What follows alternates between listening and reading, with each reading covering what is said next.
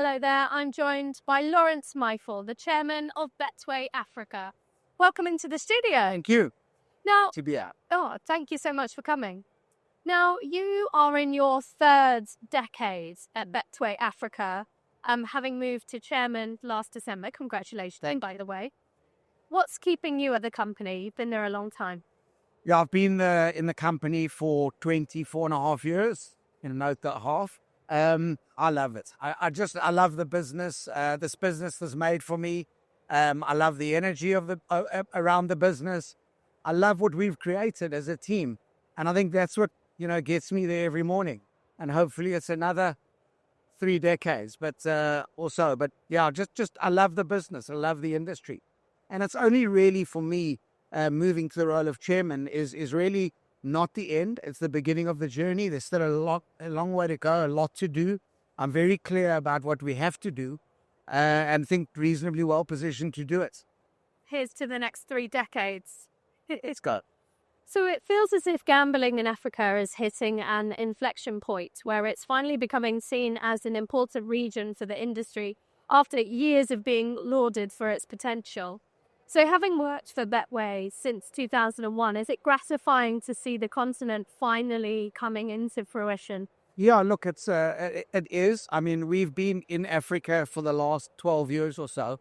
And I could tell you a million different stories about how things have progressed in the last 12 years. It's amazing to see where things have got to, how the markets are regulating and how they're employing people within the markets to regulate the markets. Gambling has existed in these markets for many, many years in different forms, but it's very exciting to see the formalization around Africa. Having said that, Africa is not for everyone. And I think we'll talk a little bit later about that. But it's amazing to see what's happened in Africa. But it's also, we've been there for 12 years. We've paid a lot of the school fees, and it's an exciting market. So while it's seen as a key new region for the wider industry, Betway is well established across the continent, particularly in South Africa. Does it make it hard for anyone else to catch up? I think, listen, the fact is that we have established local presences everywhere that we are. There's a local presence. We have our office in Johannesburg, which is, in South Africa. We are African and we understand that market. So I don't think it's that easy for new entrants, and especially we haven't seen many of the big brands coming into Africa. A lot of the African market is made up of local brands. There are one or two in certain of the markets, but Betway is one of the few international brands. I think it's tough for people to come in. They've got to know and they've got to pay the school fees, and nothing can replace the 12 years of experience that we've endured there. So it's not an easy ask. It's not an impossible ask, but you better make sure that you know the local nuances on the ground if you want to be successful. And local operators have become well established across the continent. Do you think that means the African gaming industry will ultimately look very different to other regions around the world in terms of which brands are succeeding? Yeah, it's interesting. I think I alluded to that in the last comment, was that a lot of our competitors are African companies. And, it's interesting, like there are not too many common denominators across all the markets in terms of the brands. So I think that local brands have come to the fore. And the reason why they've come to the fore is they understand the nuances of each market. They understand the product. They understand the language. They understand what customers want. And, I think it's very nuanced, so I think what a lot of companies do is they make the mistake. They arrive there with their kind of European product or product from markets there, where their product has worked, and they arrive in Africa not able to make it.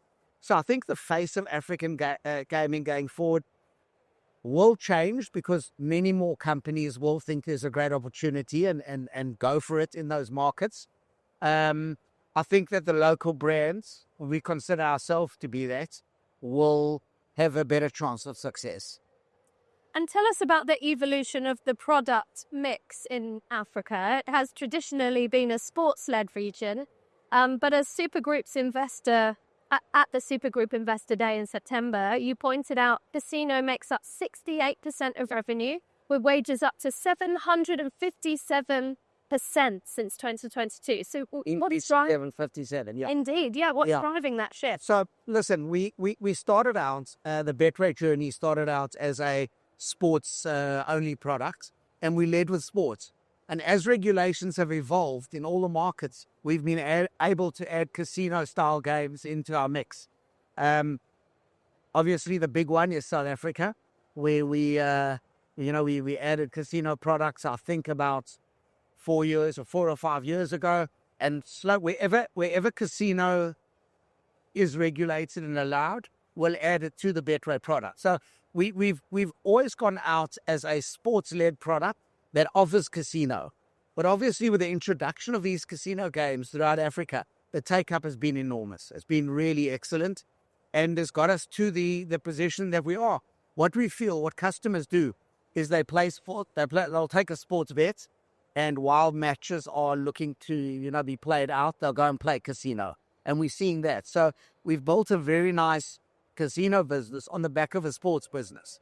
We also are leading in some of the markets with a casino-only product. So we have the Betway product, sport and casino, and we have the Jackpot City product, which we're rolling out wherever we can get licenses to be our casino-only play. And yes, I agree with you. It is interesting that the sports-led product has been able to get like that, but most of the brands are like that in Africa. Lead with sports, end up with casino. And in that session where you were discussing those percentages, you were also talking about new market development with Nigeria as a key target.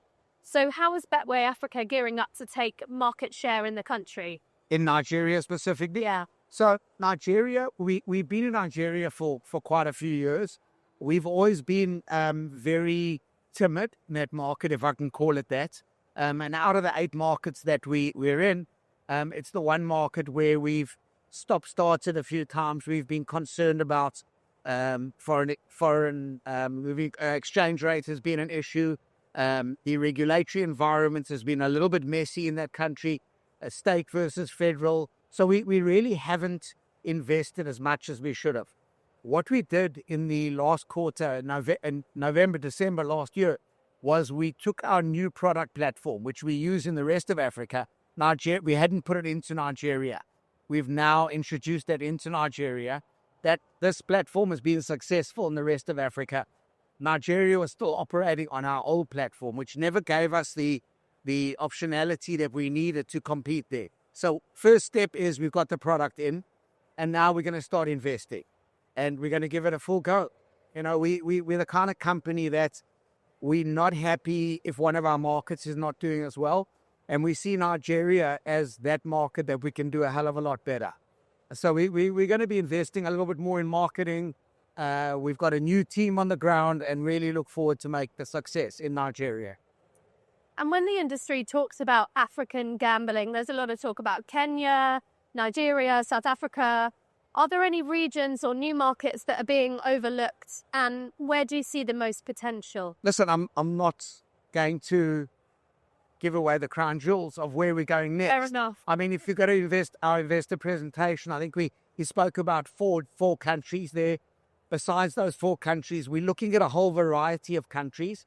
In order to launch in a country, we need all the preconditions to be correct. And these preconditions are taxes, regulatory environment, and we have to have the right product and a good team on the ground. So there are lots of markets. Africa consists of 50 countries. It'll never get you're not going to get to all of them because there are a lot of countries that you'll never get to. But certainly we will keep looking in our sweet spots. And our sweet spots are East Africa is a good one for us. We might consider going back into some of the markets that we exited from. We started off with Kenya and Uganda, but we exited from those markets. And when the regulatory environment feels right, we could go back in those markets. And we are looking at a couple others. Every single African market is so different. You know, it's a different product, different regulations, different taxes. We will be rolling out some additional markets in 2026. But there's also a lot of work to be done in our current markets. And that's where we're also focusing quite heavily. And what are your thoughts on the launch of Supercoin? And is it only a South African proposition, or will it be rolled out in other? No, we hope to see many super coins around Africa. And obviously it's all again, like, you know, it's no good rolling out Supercoin in a market that has no crypto adoption, no stable coin adoption. So we'll be very careful where we choose to roll it out next. And plans are underway to obviously roll it out in many more countries. We operationalized Supercoin in February. We'll see the consumer adoption at that point, but very, very excited. And obviously we plan to take it right throughout Africa and to the rest of our business besides Africa. And what risks do you see ahead for Betway Africa? What risks and problems? Look, Africa's not for sissies. I'm going to say that again. Okay. I know everyone, I mean, that's like a saying that everyone uses, and it is not for sissies. And it's not for sissies because it's the challenges that everybody sees in every market. Exchange rates, African exchange rates are always a challenge. Regulation is a major issue. You know, a lot of the countries are not geared up to regulate properly, and they put new people in. Education is a big issue, and it's our job to educate. And I think that regulation is the major issue. Taxation is a major issue. As these countries do better, the regulators and the tax authorities think that they're leaving something on the table. However, the big challenge is also policing illegal operators. It's a huge challenge. Certainly in countries like South Africa, you have a very strong illegal market. And the higher you go with taxation, the more you're going to drive into that illegal market, into their heads. So illegal market and regulation are probably the two major challenges that we consider. And my final question, after your long tenure as CEO, how has the transition been to chairman? Look, it's only been about 4 weeks, and I've been on holiday for 2.5 of those. So it's quite difficult to talk about it. You know, I've often got to find myself pulling back from like asking the operational questions, which I'm getting quite used to. I know exactly what I have to do going forward. I'm very clear on that. So because I'm clear on that, I've just got to get to that direction and just keep running. You know, there's a big job to be done around responsible gambling and regulation right throughout Africa, and especially in South Africa.